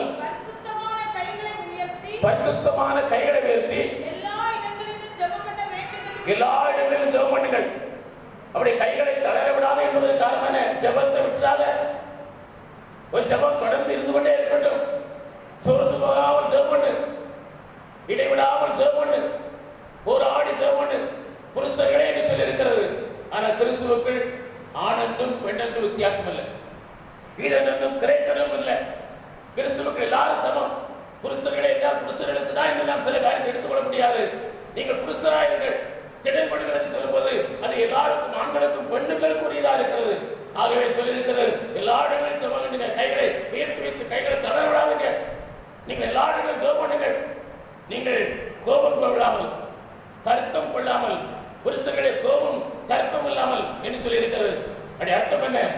இப்படி தடைகளை பண்றாங்களே, என் காரியங்கள் யோசனை அபத்தமாக்கும்படி இடையில தடைகள் உண்டு பண்றாங்களே, என் காரியங்களை கை கொண்டு வராதபடிக்கு சத்துருக்களா இருந்து என்னை பயப்படுத்துகிறாங்களே, எனக்கு சத்துவா இருக்கிறாங்க என்று சொல்லி நீங்க அவர்களை குறித்து முறுமுறுக்காதுங்க.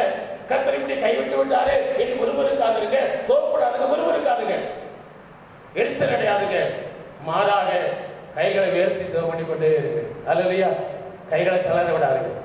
பாருங்க, முறுமுறுத்த ஜனங்களை கர்த்தர் வழியில் அடித்தார். 10 முறை முறுமுறுத்தார்கள்.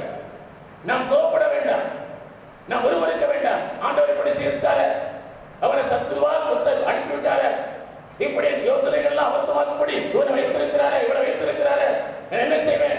என் காரியங்கள் கைப்பட வருவதற்கு இவங்கதான தடையா இருக்கிறாங்க, இந்த சத்துருதான போராட்டம், இந்த சத்துருவதை கையில் ஒப்பு கொடுத்துட்டாரு என்று சொல்லி கோபப்படாதுங்க, எரிச்சல் அடையாதுங்க, முறுமுறுக்காதுங்க, பயப்படாதுங்க. கைகளை தளர விடாமல் கைகளை விரித்து வைத்திருங்கள். அல்லேலூயா. சங்கீதக்காரன் 77ஆம் சங்கீதம் 2ஆம் வசனத்துல சங்கீதக்காரனாகிய ஆசாப் சொல்லுகிறான், இரவிலும் என் கை தளராமல் இடிக்கப்பட்டிருந்தது. அந்த வசனத்தை வாசிங்க. 72:2, 77:2. என் ஆபத்து நாளில் ஆண்டவரை தேடினேன், இரவிலும் என் கை தளராமல் விரிக்கப்பட்டிருந்தது. என் கையை தளர விடல. எனக்கு இருள் போன்ற நாள், இரவு போல இருந்தது என் வாழ்க்கை. என் வாழ்க்கையில பகலே இல்லை, என் வாழ்க்கையில வெளிச்சமே இல்லை, நிறைந்த வாழ்க்கை. இரவிலும் அந்த இருளிலும் அந்த வெளிச்சம் இல்லாத அந்த நாட்களிலும் என் கை தளராமல் விரிக்கப்பட்டிருந்தது. என் கையை விரித்து வைத்திருந்தேன், என் கையை தளர விடல, என் கையை தாழ விடல, என் கையை நான் விரித்து வைத்திருந்தேன் என்று சொல்லிவிட்டு அதனால் கிடைத்த ஆசீர்வாதம் என்ன? 1ஆம் வசனத்தை வாசிங்க. 1ஆம் வசனத்தை வாசிங்க. இப்படி இரவிலும் அந்த இருளிலும் அந்த வெளிச்சம் இல்லாத அந்த நாட்களிலும் வெளிச்சத்தையே காண முடியாத இந்த இரவு இருட்ட காலத்திலும் நான் தேவனை நோக்கி கெஞ்சினேன், என் சத்தத்தை தேவனிடத்தில் உயர்த்தினேன், அவர் எனக்கு செவி கொடுத்தார். அல்லேலூயா, அல்லேலூயா. இருள் நிறைந்த வாழ்க்கை, ஒரு சின்ன வெளிச்சம் கூட இல்லை, எல்லாம் இருளா இருக்குது. அப்படியானாலும் அந்த நேரத்திலும் இந்த ஆசாவை போல, சங்கீதக்காரன் ஆசாவை போல, அந்த இரவிலும் அந்த இருளிலும் வெளிச்சமே இல்லாத அந்த நேரத்திலும் கூட உங்கள் கைகள் தளராமல் வைக்கப்பட்டிருப்பதால் உங்கள் சத்தத்தை உயர்த்தி தேவனுக்கு கெஞ்சுவதால் கர்த்தர் உங்கள் சத்தத்தை ஜெபத்தை கேட்பார். அல்லேலூயா. ஜெபம் கேட்கப்படும். ஜெபத்தில் கர்த்தர் பதில் கொடுப்பார். யாத்திராகமம் 17ஆம் அதிகாரம் 11-12 வசனத்தை வாசிக்கும் போது அங்கே இஸ்ரவேல் ஜனங்கள் வழியெடுத்து வருகிற வழியில அவளுக்கு எதிராக அவர்கள் முன்னேறி செல்ல விடாதபடிக்கு, வாக்குத்தத்தத்தை பிரயாணம் செல்ல முடியாதபடிக்கு பிரயாணத்தை தடை செய்வதற்காக அமலேக் என்பவன் யுத்தம் பண்ணுவதற்கு வந்தான். அமலேக் என்பவன் இஸ்ரவேல் ஜனங்களுக்கு விரோதமாக யுத்தம் பண்ண வந்தபோது மோசே ஜனங்கள் வழிநடத்திக் கொண்டிருக்கிறார். இப்படி வழிநடத்திக் கொண்டிருக்கிற மோசேக்கு ஆண்டவர் ஒரு காரியத்தை வெளிப்படுத்துகிறார். யோசுவாவின் தலைமையிலே அந்த அமலேக்கோடு யுத்தம் பண்ணுவதற்கு ஆட்கள் அனுப்பி வைக்கிற படைவீரர்கள் அனுப்பி வைத்து விட்டு மோசே ஆரோனும் ஊரும் அவர்கள் ஒரு மலையின் உச்சியிலே ஏறினார்களாம். யுத்தம் கீழே நடந்து கொண்டிருக்கிறது. அமெரிக்கரோடு தேவனால் தெரிந்து கொள்ளப்படுவதற்கு யுத்தம் பண்ணி கொண்டிருக்கிறார்கள். தேவ ஜனங்களோடு யுத்தம் பண்ணி வந்திருக்கிற அந்த அமெரிக்கர் அழிக்க வேண்டும் என்ற எண்ணத்தோடு வந்திருக்கிறார்கள். அவர்கள் பிரயாணத்தில் தடைபடுகிறார்கள், அவருடைய ஆசீர்வாதத்தில் தடைபடுகிறார்கள், தேவ சுத்தம் நிறைவேறாமல் தடையாக இருக்கிறார்கள், யுத்தம் பண்ண வந்திருக்கிறார்கள். அப்பொழுது மோசே மலையில் மேல் ஏறி ஆரோனும் ஊரும் கூட போடுறாங்க. போய் மோசே தன் கையை ஏறெடுத்து வைத்திருக்கிறான். அப்படி கையை ஏறெடுக்கப்பட்டிருக்கிற வேளையில நடக்கிற காரியம் என்ன? இஸ்ரவேல் ஜனங்கள் அமலேக்கரை மேற்கொண்டு கொண்டே இருக்கிறார்கள். அமலேக்கர் பட்டு விழுந்து கொண்டே இருக்கிறாங்க, பட்டியிட்டால் வெற்றப்பட்டு கொண்டே இருக்கிறாங்க. இஸ்ரவேல் ஜனங்கள் ஒரு அடி வரல, இஸ்ரவேல் ஜனங்கள் மேற்கொண்டு கொண்டிருக்கிறார்கள். கொஞ்சம் கொஞ்சமா கையை கொஞ்ச நேரம் ஆகாக அப்படியே கீழே தாழ விழுது. தாழ விழும்போது இஸ்ரவேல் ஜனங்களை அமலேக்கர் மேற்கொள்ள ஆரம்பித்தார்கள். அமலேக்கர் மேற்கொள்ள ஆரம்பித்தார்கள். ஆரோன் ஊரு பார்த்துட்டு இருக்கிறாங்க, இது சரியில்லை, விஷயத்தை கண்டுபிடிச்சிட்டாங்க. ஒரு கல்லை கொண்டு வந்தாங்க. கல்லை கொண்டு வந்து மோசேயை உட்கார வச்சுட்டு இந்த ஆரோனும் ஊரும் சூரியன் அஸ்தமிக்கு வரையிலும் அந்த கையை தாங்கிக் கொண்டே இருந்தார்கள். எப்படி அஸ்தமிக்கு வரையிலும் அந்த கை தாழ விடாமல் தளர விடாமல் பாதுகாத்துக் கொண்டு போது தாங்கிக் கொண்ட போது நடந்த காரியம் என்ன? அந்த அமலேக்கர் முற்றுமாய் முறியடிக்கப்பட்டு போனார்கள். மேற்கொள்ள முடியாத பிரச்சனைகளை நீங்கள் மேற்கொள்ள முடியும். எப்போது என்றால் சூரியன் அஸ்தமிக்கும் வரையிலும் தேவனை நோக்கி நீங்கள் கூப்பிட்டுக் கொண்டிருக்கிறீர்கள் என்றால், அன்பார்ந்த பிள்ளைகளே, மேற்கொள்ள முடியாத பிரச்சனைகள் உங்களுக்கு இருக்குதா? இந்த காரியத்தை நான் மேற்கொள்ளவே முடியவில்லை, இந்த மனிதனை மேற்கொள்ளவே முடியவில்லை, இந்த பிரச்சனையால் மேற்கொள்ளவே முடியவில்லை, இந்த சக்தி சேவையை நான் மேற்கொள்ளவே முடியவில்லை, இந்த காரியத்தை மேற்கொள்வதற்கு வழியே தெரியல. நீங்கள் செய்யுங்கள். சூரியன் அஸ்தமிக்கும் வரையிலும் நீங்கள் கர்த்தருக்கு முன்பாக நின்று ஆண்டவர் நோக்கி கெஞ்சுவீர்கள் என்றால், ஆசாப்பை நோக்கி கெஞ்சுவீர்கள் என்றால், சத்தத்தை கூப்பிடுவதால் ஜெபப்படுவதால் கர்த்தருடைய சத்தத்தை கேட்பார். உங்களுடைய மேற்கொள்கிற மேற்கொள்ள வேண்டிய அத்தனை காரியங்கள் நீங்கள் மேற்கொள்ளும்படி கர்த்தர் உதவிச்சார். உங்களை மேற்கொண்டிருக்கிற அத்தனை காரியங்களும் கர்த்தர் ஜெயித்து தருவார். ஹல்லேலூயா, ஹல்லேலூயா. அது சொல்கிறார், பயப்படாத எருசலேமே, நீ பயப்படாத, சீயோனே பயப்படாத, கையை மட்டும் தளர விட்டுறாத, ஜெபத்தை விட்டுறாத, நீ ஜெபத்தை விட்டுறாத. போன வாரம் சொன்னேன், நீங்கள் காலையிலிருந்து இரவு வரையிலும் புசியாமலும் குடியாமலும் ஒரு நாளாயிரம் ஜெபங்கள் சொன்னேன். இன்னைக்கு சொல்கிறேன், குடும்பமாக காலையிலிருந்து சூரிய அஸ்தமிக்கும் வரையிலும் கர்த்தருக்கு நில்லுங்கள். புதிய ஆண்டுகள் செல்லும் முன்பாக கர்த்தருக்கு நன்மைகள். இந்த காரியத்தை நான் மேற்கொள்ள முடியவில்லை ஆண்டவரே, இந்த சத்துரு இந்த காரியத்தை அபத்தமாக்கி கொண்டிருக்கிறான், நீ காரியம் கைவிடுவனாக அபத்தமாக்கி கொண்டிருக்கிறான். ஆண்டவரே, நாங்கள் குடும்பமாக ஆண்டவர் சுத்தி அஸ்தமிக்கும் வரையிலும் இருக்கிறோம் என்று சொல்லி ஜெபம் பண்ணுங்கள். வாஸ் முடிந்தால் வாஸ் ஜெபம் பண்ணுங்கள், புசியாமல் குடிக்காமல் ஜெபம் பண்ணிப்பார்கள். கர்த்தர் எல்லா காரியங்களையும் உங்களை மேற்கொண்டிருக்கிற அத்தனை காரியங்களிலும் ஜெயப்பட்டவர்களாக நீங்கள் கடன் செல்வதற்கு கர்த்தர் வழிகளை திறப்பார். அல்லேலூயா. மேற்கொள்ள முடியாத அத்தனை பிரச்சனைகளை மேற்கொள்வதற்கு கர்த்தர் உங்களுக்கு ஆயத்தம் பண்ணுவார், உங்களுக்கு துணை நிற்பார், எல்லாவற்றும் உங்களுக்கு வெற்றி கிடைக்க பண்ணுவார். செய்ய வேண்டிய ஒரு காரியம் என்ன? மகளே, தெரிந்து கொள்ளப்பட்ட என் ஜனமே, சீயோனே, எருசலேமே, உன் கையை தளர விடாத, உன் கையை எடுத்து கொண்டது, ஜெபத்தை விட்டுறாத, நீ ஜெபத்தை விட்டுறாத, ஜெபம் எடுத்து கொண்டு கொண்டே இருக்கட்டும், ஜெபத்துல சோர்ந்து போயிடாத, உன் கையை எடுத்து கொண்டிருப்பாய் என்று சொன்னால் ஒருவன் உன்னை மேற்கொள்ள மாட்டான். எந்த பிரச்சனையும் உன்னை மேற்கொள்ளாது, எந்த தீங்கும் உன்னை மேற்கொள்ளாது, எந்த துன்பம் உன்னை மேற்கொள்ளாது, எந்த சத்துரு உன்னை மேற்கொள்ளாது. நீ எல்லாவற்றையும் மேற்கொள்கிற பலனை உனக்கு தருவேன். அல்லேலூயா, அல்லேலூயா. ஏசாயா 35ஆம் அதிகாரம் 3-4 வசனத்தை வாசிக்கிறோம். இந்த வசனத்தை வாசிங்கள். 3-4, ஏசாயா 35 3-4 வாசிங்க. தளர்ந்த கைகளை திடப்படுத்துங்கள், மனம் பதறுகளை பார்த்து. தளர்ந்த கைகளை திடப்படுத்தி தள்ளாடுகிற முழங்கால்களை பலப்படுத்துங்கள். மனம் பதறுகளை பார்த்து நீங்கள் பயப்படாதீர்கள், திடன் கொள்ளுங்கள். இதோ உங்கள் தேவன் நீதியை சரி கட்டுவார், உங்கள் தேவன் பதிலளிப்பார், அவர் உங்களை ரட்சிப்பார். ஹல்லேலூயா. அன்பார்ந்த பிள்ளைகளே, நீங்கள் தளர்ந்த கைகளை திடப்படுத்துங்கள், மனம் பதறாதீங்க. மனம் பதறிக் கொண்டிருக்கிறீர்களா? என்ன நடக்குமோ, எப்படி ஆகுமோ, மனம் பதறிக் கொண்டிருக்கிறீர்களா? கர்த்தர் சொல்கிறார், உங்களுக்கு நீங்கள் பயப்படாத திடன் கொள்ளுங்கள், உங்கள் கைகளை நிகழவிடாதீர்கள், தேவர்களுக்கு நீதியை சரி கட்டுவார். ஹல்லேலூயா. எந்தெந்த காரியத்துல நீதி கிடைக்க வேண்டுமோ கர்த்தர் நீதியை சரி கட்டுவார். எந்தெந்த காரியத்தில் பதில் வர வேண்டுமோ கர்த்தர் பதில் தருவார். எந்தெந்த காரியத்துல ரட்சிப்பு விடுதலையோ கர்த்தர் ரட்சிப்பார். தேவன் நீதியை சரி கட்டுவார், தேவன் பதில் தருவார், தேவனை ரட்சிப்பார். ஹல்லேலூயா. அவர் ஜீவன் உள்ளவர், வாக்கு மாறாதவர்.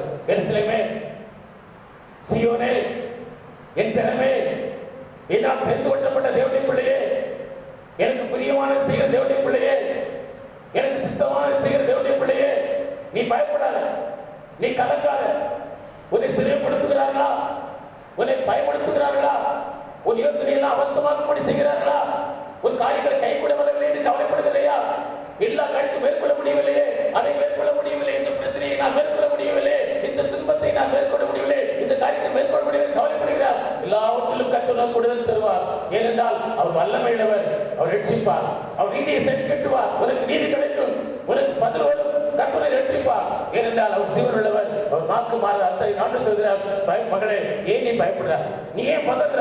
நீ ஏன் கலங்குகிற? நீ பயப்படாத, திடங்கள் கைகளை மட்டும் தளர விட்டுறாத, கை ஏற்றி கொண்டு இருக்கட்டும், ஜெபத்தை விட்டுறாத, ஜெபத்திலே நிலைத்திரு, சூரியன் அஸ்தமிக்கும் வரையிலும் நிலைத்திரு.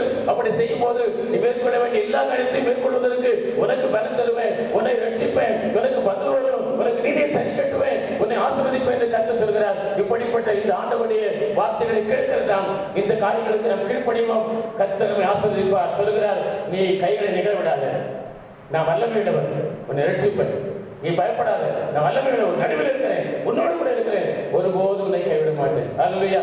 தேவன் உங்களோடு கூட இருக்கிறார். அவர் வல்லமையுள்ளவராக இருக்கிறார். அவர்களை ரட்சிப்பார். உங்களுக்கு நீதி கிடைக்கும், உங்களுக்கு பதில் வரும், உங்களுக்கு கர்த்தர் விடுதலை தருவார், காரியங்களை கைப்பிடிக்க விடுவார். உங்களுடைய யோசனைகள் அபத்தமாக்காமல் போகக்கூடிய கர்த்தர் செய்வார். உங்களை மேற்கொள்ள வேண்டிய எத்தனை காரியம் மேற்கொள்வதற்கு கர்த்தர் பலன் வந்து ஜெயமாய் நடத்துவார். எழுந்திருந்து ஜெபம் பண்ணுமா? ஹல்லேலூயா. நன்றி ஆண்டவரே. இயேசுவே உமக்கு நன்றி.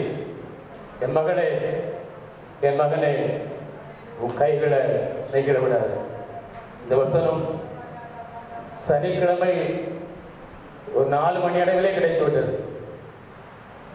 இந்த வசனம் கிடைச்ச உடனே ஆண்டவரே ஏன் பயப்படாத, கைகளை நிகழ விடாது இந்த வார்த்தையை தரீங்களா எனக்கு தெரியவே தெரியாது.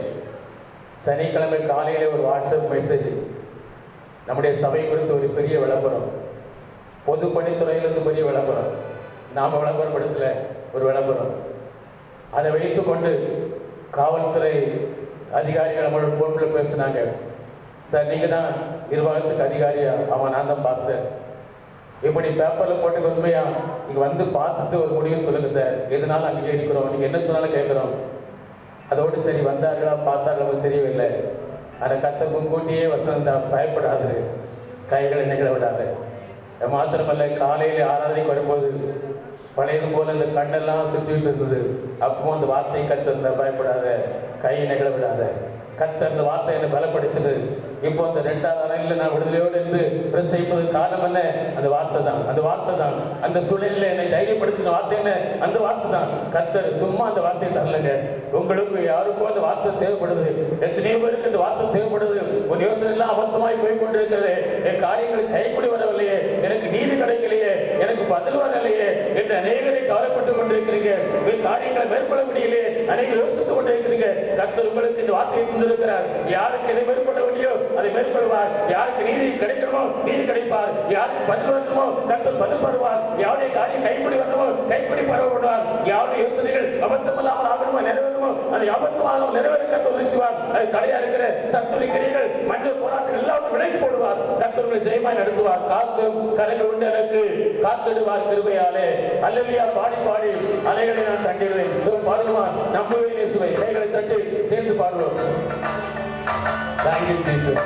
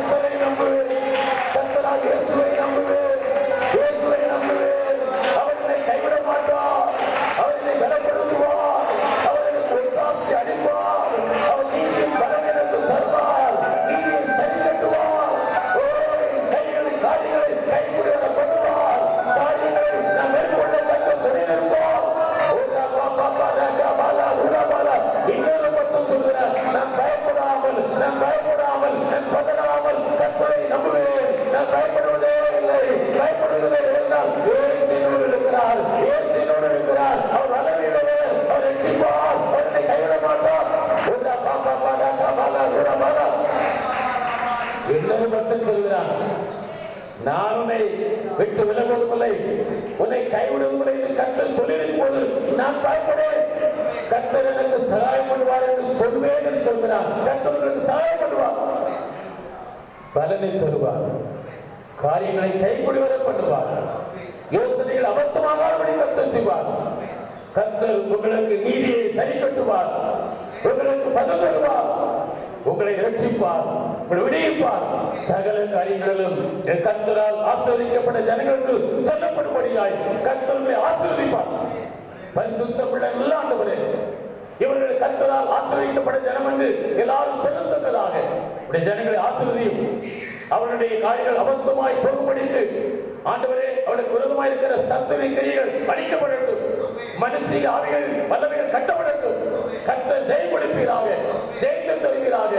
பிள்ளைகளுடைய காரியங்கள் எல்லாம் கைக்கூடி வரும்படியாய் கர்த்தருடைய பிள்ளைகளுக்கு துணை நின்று யுத்தம் செய்து காரியங்களை கைக்கூடி வர செய்து பிள்ளைகளை மகிழ்ச்சியாக்குவீராக, சந்தோஷப்படுத்துவீராக. இயேசுவின் நாமத்தில் ஜெபிக்கிறோம் ஜீவனுள்ள நல்ல பிதாவே, ஆமென், ஆமென். என் ஆத்துமாவே கர்த்தரை ஸ்தோத்திரி, என் முழு உள்ளமே அவருடைய பரிசுத்த நாமத்தை ஸ்தோத்திரி. என் ஆத்துமாவே கர்த்தரை ஸ்தோத்திரி, கர்த்தர் செய்த சகல உபகாரங்களை மறவாதே. ஆமென், ஆமென். நம்முடைய கர்த்தராகிய இயேசு கிறிஸ்துவின் கிருபை, பிதாவாகிய தேவனுடைய அன்பு, பரிசுத்த ஆவியானுடைய சமாதானம், ஆசீர்வாதம், மகிழ்ச்சி கர்த்தர் வருகை மட்டும் நம்மோடும் குடும்பத்தோடும் குடிகளோடு இருப்பதாக. ஆமென், ஆமென். ஹல்லேலூயா. கர்த்தர் உங்களை ஆசீர்வதிப்பாராக. சமாதானத்தோடு செல்லுங்கள்.